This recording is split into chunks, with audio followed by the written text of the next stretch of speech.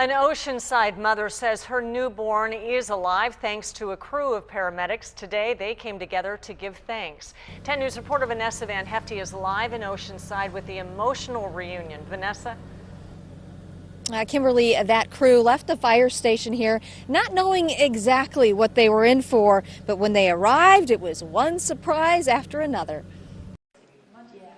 They saved his life. I feel like I owe them something, you know. Surrounded by his parents, Xavier Pestana was reunited with the crew credited for saving him. It's emotional every day when I look at him and I think about the situation, you know, the outcome, you know, it's just, you just never know. He came into the world 7 weeks early.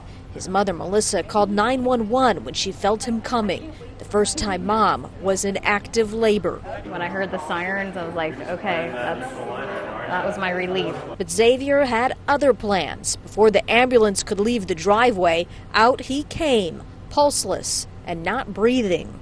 He was purple and not breathing and limp. Captain Glenn Morgan has delivered more than 100 babies, but none as critical as Xavier.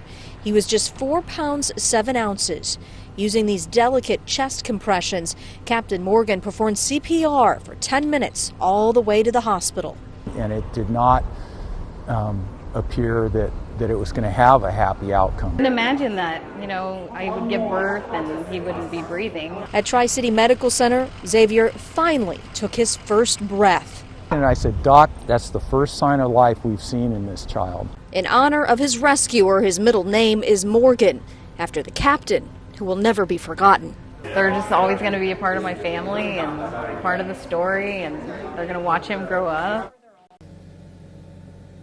Xavier was in the NICU for 20 days. His weight has now more than doubled, and his mom tells me he is in perfect health. We're live from Oceanside. Vanessa Van Hefty, 10 News.